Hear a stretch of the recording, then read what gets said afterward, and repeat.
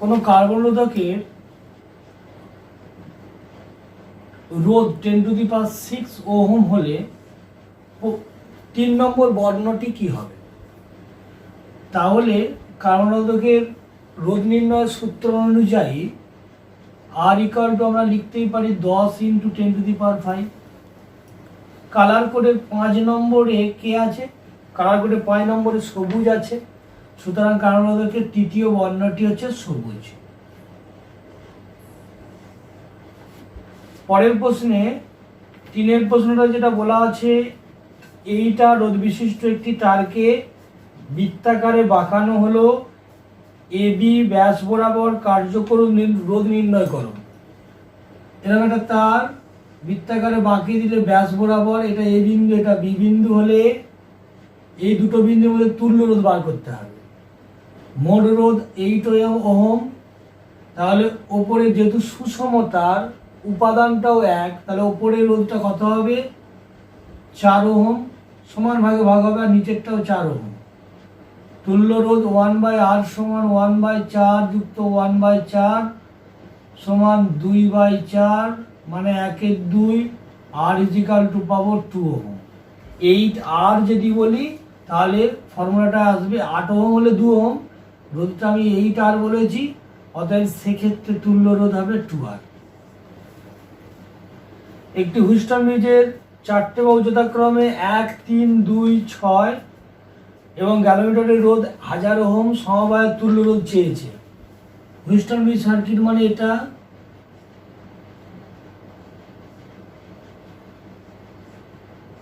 মাঝে থাকে গ্যালোমিটার জি, P Q R S. P এর যেটা থাকবে সেটা যদি বলি 1 ওহম, 1, 3, 2, 6, তাহলে 1, 3, 2, 6 আর মাঝেরটা 1000 ওহম। যেহেতু নিস্পন্দ অবস্থার শর্ত হুইস্টন ব্রিজের পি হয় P/Q সমান R/S, দেখতে পাচ্ছি এখানে P/1/3, P/Qটা R/Sটাও 1/3, সুতরাং মাঝের গ্যালোমিটার রোধটা ক্যান্সেল। তাহলে সেক্ষেত্রে PQ শ্রেণী সমবায়ের তুল্য রোধ হচ্ছে 4, RS শ্রেণী সমবায়ের তুল্য রোধ হচ্ছে 8। তাহলে বর্তনীর তুল্য রোধ R ইকুয়াল টু পাবো 4 × R divided by 4 plus R মানে 12, কাটলাম এটা 3, মানে 8/3 ওহম। ক্যালকুলেশন করে ভাগ করে যে মানটা পাবে ওইটাই উত্তর আসবে। 5 প্রশ্নটাতে একটা সার্কিট দেওয়া ছিল। সার্কিটে দেখো নিচের দিকে যে 2 ওহমটার মধ্যে তড়িৎ প্রবাহ চেয়েছে, 2 ওহমটা বদ্ধ বর্তনীতে অবস্থান করছে না, অর্থাৎ ওপেন সার্কিটে অবস্থান করলো, সুতরাং ওর মধ্যে তড়িৎ প্রবাহের মানটা কত হবে? 0। গ্রুপ বি এর প্রত্যেকটা প্রশ্নের থিওরি ওটা বইতেই পাবে বা আগের পুরানো ভিডিওগুলো দেখলেই তোমরা পেয়ে যাবে। গ্রুপ সি এর বি এর যে দাগের প্রশ্নটা আছে, একটা সার্কিট দেওয়া আছে, ওই সার্কিটের মধ্যে তড়িৎ প্রবাহের মানটা আমাকে নির্ণয় করতে হবে। সার্কিটটা হলো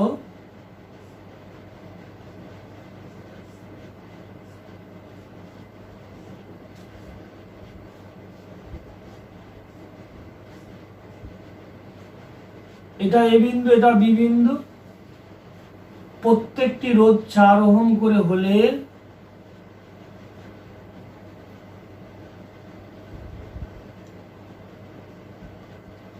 এবি বিন্দুর মধ্যে তুল্য রোধ বার করতে হবে। সেক্ষেত্রে এটা যদি এ বিন্দু হয়, প্রথমত আমার লক্ষ্য থাকবে এরকম বদ্ধ বর্তনীর জন্য বর্তনীটা হুইস্টন ব্রিজ সার্কিটের মধ্যে পড়ে কিনা। হুইস্টন ব্রিজ সার্কিট হতে গেলে 5টা রেজিস্ট্যান্সের দরকার, কিন্তু এখানে দেখতে পাচ্ছি মোট 1, 2, 3, 4, 5, 6, 7টা আছে, কিন্তু এটাকে 5টা করা যায়, কারণ এই 4 পরস্পর শ্রেণীতে। তাহলে সার্কিটটা একটু শর্ট করলে যা দাঁড়ায়,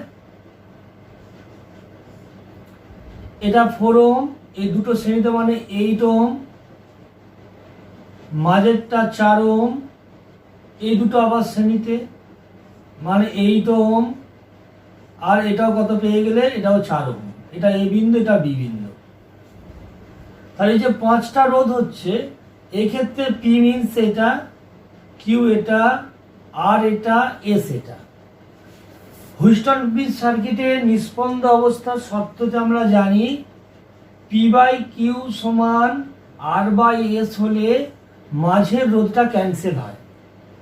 বাট এই সার্কিটের মধ্যে লক্ষ্য করো 4/8 আর এখানে হচ্ছে 8/4, মানে অনন্য হয়ে যাচ্ছে, অর্থাৎ একটা পাচ্ছি 1-এর থেকে 2-এর আর, তাহলে সুতরাং এটা হুইটস্টোন ব্রিজ নিস্পন্দ অবস্থা সত্য নয়। তাহলে এই দুই বিন্দুর মধ্যে তোমাকে যদি তুল্য রোধ বার করতে হয়, তার একটা কারশফের সূত্রের সাহায্যে আমাকে করতে হবে। সেটা কিভাবে? সার্কিটটা যদি এটা হয়,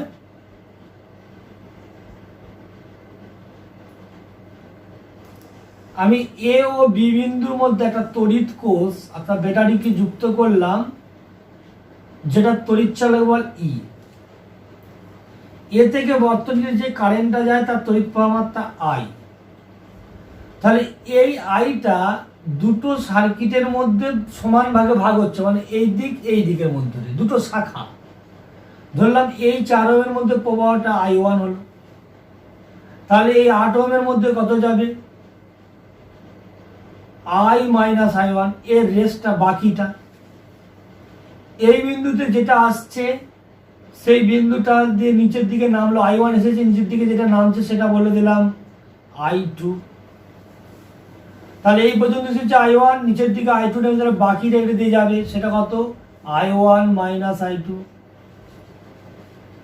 ওপর থেকে নিচে নেমেছে I2 আর এদিক থেকে যাচ্ছে I মাইনাস I1, তাহলে এইটার মধ্য দিয়ে কত কারেন্ট যাবে? যাবে I minus I1 plus I2। লক্ষ্য করো এটা আর এটা যোগ করলে শুধু I পাচ্ছে, এর মধ্যে I ফিরে যাবে, অর্থাৎ সার্কিটটার মধ্যে প্রবাহের ডিরেকশন এবং পার্টিশনটা আমরা ঠিকঠাক করেছি। যদি এটা যোগ করে I না মিলতো তাহলে আমাদের ঠিক হতো না, আমাদের ভুল কোথাও না কোথাও হতো, সেটা আমাদের লক্ষ্য করতে হতো। তাহলে দেখো আমার যেগুলো আমরা ধরলাম সেই ধরা ডাটাগুলোর মধ্যে 3টে আননোন রাশি, I1, I2 আর I। তাহলে 3টে রাশিকে যদি আমরা ক্যালকুলেশন করতে চাই, সেক্ষেত্রে আমাদেরকে কি করতে হবে? 3টে ইকুয়েশনের প্রয়োজন হবে। তাহলে যদি নাম দিই, এটা এ মানে এই বিন্দুটা আমি এ আছে, এটা এ মানে এখানটাও এ, এখানটা সি, আর এখানটা বি মানে এইটার বিন্দুটাও বি, আর এই বিন্দুটার নাম দিলাম ডি। চিত্রে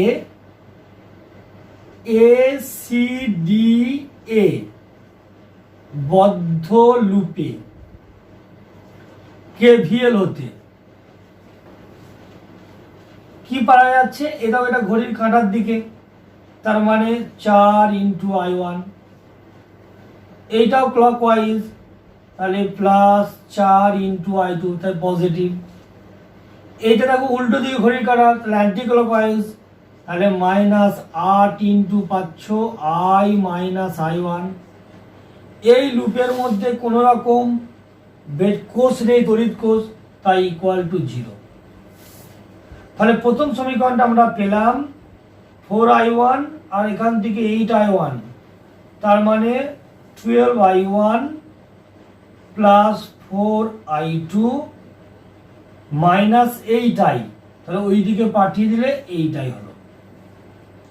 এটা 1 নম্বর।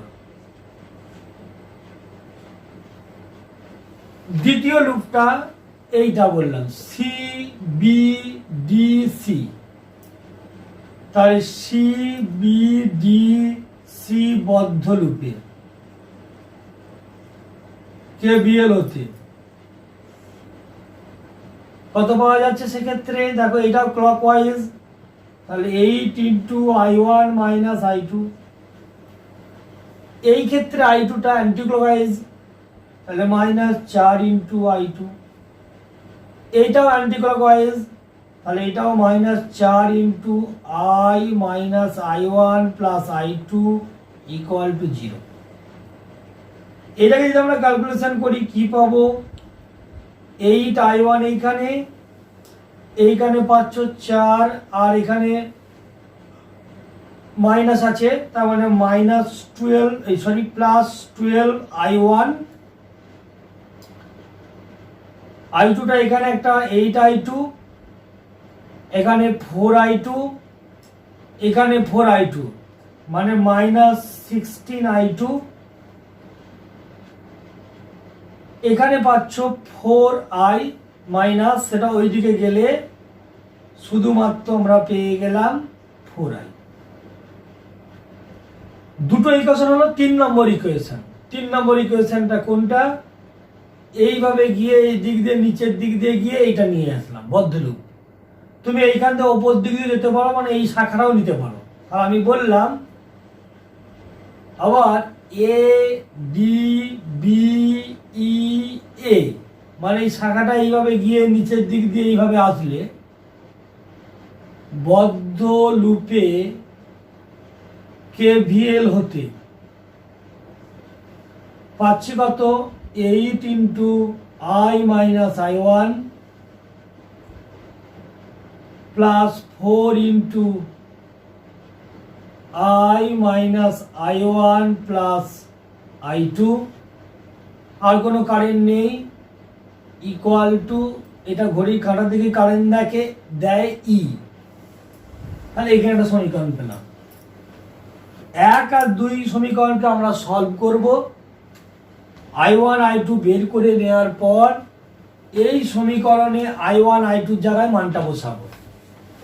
তাহলে এই দুটো সমীকরণকে যদি আমরা সলভ করি, কি পাচ্ছি? বিয়োগ করছি, কত পাবো? 12I1 প্লাস 4I2 সমান 8I, ওর নিচে 12I1 minus 16I2 equal to 4I, minus plus minus, এটা কাট হলো, এখান থেকে 20I2 ইকুয়াল টু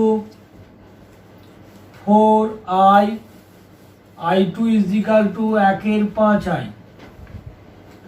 এই ভ্যালুটা যে কোনো একটা সমীকরণে বসিয়ে দাও। এইটাতেই বসাই যদি, 1 হতে 12I1 plus 4/5I is equal to 8I, 12I1 is equal to 8I minus 4I/5, 12I1 is equal to 36I/5, I1 is equal to 3/5I। ওই দুটো ভ্যালু এখানে বসালে 8 × I minus 3/5I plus 4 × I minus 3/5I plus I/5 equal to E। Calculation করলে পাচ্ছি 8 × 2I/5, মানে পাচ্ছ 16I/5 plus 12I divided by 5 equal to E। অতএব 28/5I equal to E। অতএব E/I সমান 28/5। E/V সমান, যেহেতু আমরা জানি IR, তাহলে 8টা পাচ্ছ E/I। এটাই আমরা R লিখতে পারি, যেটাই বর্তনীর তুল্য রোধ। 28কে 5 দিয়ে ভাগ করলে 5.6 ওহম। এটাই হচ্ছে এই তুল্য বর্তনীর রোধ। বাকিটা যেগুলো আছে সকলেই পাচ্ছ, ওইগুলো তোমরা সকলেই করেছ। সুষম তড়িৎ ক্ষেত্রে তড়িৎ প্রাবল্য ও তড়িৎ বিভবের মধ্যে সম্পর্ক। আমি বললাম এইখানে প্লাস আধান, এইখানে মাইনাস আধান থাকলে তড়িৎ প্রাবল্যের অভিমুখ +2 - দিকে ক্রিয়া করে। এটা সুষম তড়িৎ ক্ষেত্র। এই তড়িৎ ক্ষেত্রের উপর রাখা দুটো বিন্দু, বললাম এ আর বি ক্ষুদ্র দূরত্ব dx দূরে অবস্থান করছে। এখন ই সুষম তড়িৎ ক্ষেত্রে ক্ষুদ্র দূরত্বে থাকা দুটি বিন্দুর এ ও বি বিন্দুর মধ্যে দূরত্ব dx হলে একক ধনাত্মক আধানকে বি বিন্দু হতে এ বিন্দুতে নিয়ে আসতে কৃতকার্যই তড়িৎ বিভব পার্থক্যের সমান হয়। এ বিন্দুর বিভব যদি VA, বি বিন্দুর বিভব যদি VB হয়, একক আধান স্থানান্তরের জন্য কৃতকার্য বিভব পার্থক্যের সঙ্গে সমান, অর্থাৎ VA মাইনাস VBটা সমান হবে। একক আধানের জন্য আমরা জানি F সমান Q ইন্টু E, তাহলে একক আধানের ক্ষেত্রে Fটা E এর সঙ্গে সমান, তাহলে E into minus of dx, কারণ প্রাবল্য যেদিকে ক্রিয়া করছে আধানটাকে আমরা তার বিপরীত দিকে নিয়ে আসছি। তাহলে এই বিভবের পরিবর্তনটা, যদি এই বিন্দুর বিভবটা V বলি, এই বিন্দুর বিভবটা অল্প দূরত্বের জন্য একটু বেশি V প্লাস ডিভি বলি, তাহলে V plus dV minus V equal to E into dx minus V কাটলে dV equal to minus E into dx, অর্থাৎ E equal to minus dV dx। এটাই তড়িৎ প্রাবল্যের সম্পর্ক। তড়িৎ স্থিতিশক্তি একে ইউ দ্বারা প্রকাশ করা হয়। দুটো বিন্দু আধান Q1 আর Q2 ক্ষুদ্র দূরত্ব R এ অবস্থান করলো। এটা এ, এটা বি বিন্দু হলে আমি বললাম Q1 ও Q2 দুটি বিন্দু আধানের মধ্যবর্তী দূরত্ব R। এখন বি বিন্দুতে Q2 আধান না থাকা অবস্থায় Q1 আধানের জন্য বি বিন্দুতে তড়িৎ বিভব, ধরলাম এইখানে Q2 নেই, তাহলে এইটার জন্য এই বিন্দুতে তড়িৎ বিভব কত হয়? V সমান আধান Q1 divided by 4 pi epsilon naught R, এটা হয় ফর্মুলা। এখন আবার বি বিন্দুতে Q2 আধান নিয়ে আসতে মোট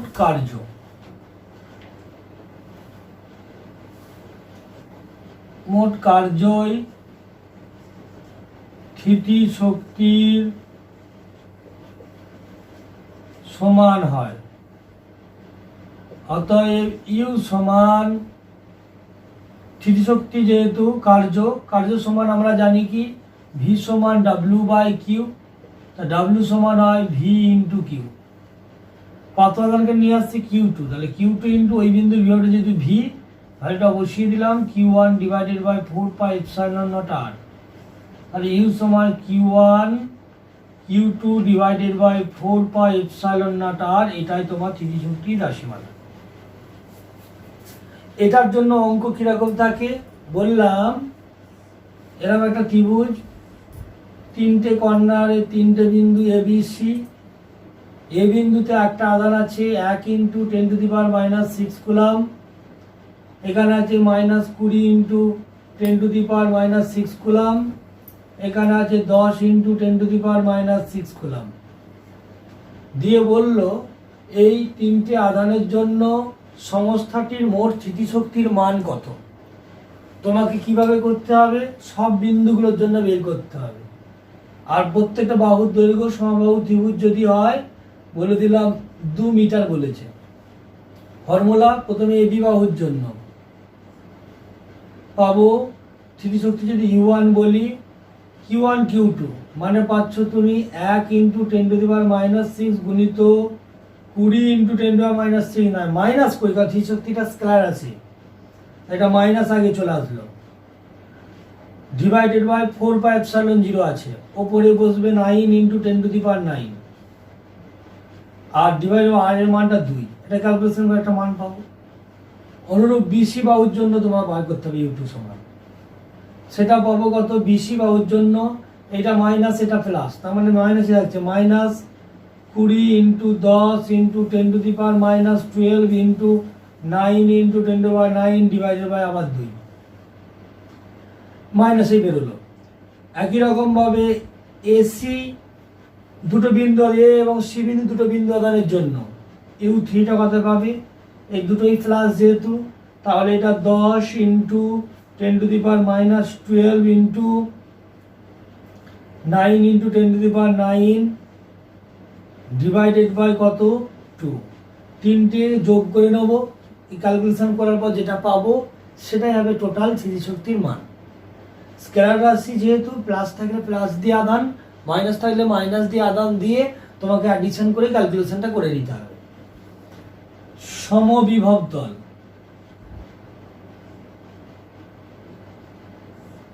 যে তলের প্রতিটি বিন্দুতে বিভব সমান সেই তলটাকেই বলা হয় সমবিভব তল। যদি একটা বিন্দু সাপেক্ষে এরকম গোলাকার কোন একটা তল কনসিডার করে, এই তলের প্রত্যেকটা বিন্দুতেই দেখো বিভব সমান হবে, ডিস্টেন্সটা আর থাকলো, এখানেও Q/R, এখানেও Q/R, এখানেও Q/R, V = তাই প্রত্যেকটা বিন্দুতে বিভব সমান হয় বলেই এই ধরনের তলকে সমবিভব তল বলে। সমবিভব তলের কতগুলো ধর্ম আছে। প্রথম ধর্ম, সমবিভব তলে আধান মানে তড়িৎ আধান স্থানান্তরণের জন্য মোট কৃতকার্য বা কৃতকার্যের মান 0, কারণ আমরা জানি W সমান Q × V, W = Q × মানে V2 - V1। এই তলের উপর যে কোনো দুটো বিন্দু নাও না, এই বিন্দুটা যদি V1 বিভব, এই বিন্দু V2 ধরি, তাহলে Q × V2 - V1 সমান W পাবো। কিন্তু দুটো যেহেতু বিভবটা সমবিভব তল, V1 এবং V2 ভ্যালুটা ইকুয়াল, তাহলে W = আমরা কি পেয়ে যাব, 0 পেয়ে যাব। পরেরটা পরীক্ষায় আসে, প্রমাণটা হচ্ছে সমবিভব তলে প্রমাণ করো তড়িৎ বলরেখাগুলি লম্বভাবে ছেদ করে। খুব ইম্পর্টেন্ট 2 নম্বরটা, সমবিভব তলকে তড়িৎ বলরেখা লম্বভাবে ছেদ করে। কি করে পাবো, বললাম এটা একটা তোমার সমবিভব তল। তলের উপর তুমি দুটো বিন্দু নিলে, ক্ষুদ্র দূরত্ব A আর B বিন্দুতে, যার দূরত্বটা বললাম dx। ওই সমবিভব তল থেকে তড়িৎ প্রাবল্য E ওই দূরত্বের সঙ্গে থিটা কোণ করে ক্রিয়া করলো, তাহলে ওই dx বরাবর E এর উপাংশ কত, E × cos θ তড়িৎ প্রাবল্য। তাহলে বললাম এটা S যদি ধরি, S সমবিভব তলের উপর ক্ষুদ্র দূরত্ব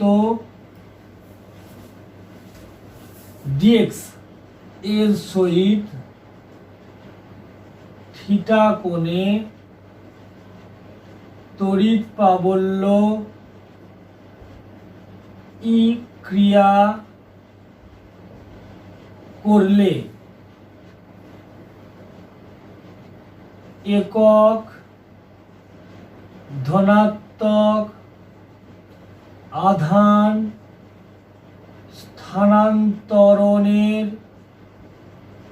জন্য কৃতকার্য। যদি আমরা ডাব্লিউ বলি, বল ইন্টু সরণ, একক আধানের জন্য বলটা প্রাবল্যের সঙ্গে সমান। যেহেতু এই অভিমুখে প্রাবল্য ক্রিয়া করছে, তার বলের মানটা হচ্ছে ই ইন্টু কস থিটা, আর সরণটা কত ডিএক্স। যেহেতু সমবিভব তলে কৃতকার্যের মান কত হয়? 0। যেহেতু সমবিভব তলে কৃতকার্য 0, অতএব W ইকাল টু 0। তার মানে লিখতে পারি e into dx into cos theta is equal to 0। E not is equal to 0, ডিএক্সটাও নট ইজ ইকাল টু 0, তার মানে অবশ্যই cos theta is equal to 0 হয়। মানে লেখা যায় cos theta is equal to cos of pi by 2, অর্থাৎ theta সমান পাই বাই 2। এর মানে সমবিভব তলকে তড়িৎ বলরেখা লম্বভাবে ছেদ করে। তড়িৎ ভাবে এইগুলোই আছে, সেট 1 সেট 2 অঙ্কগুলো করবে।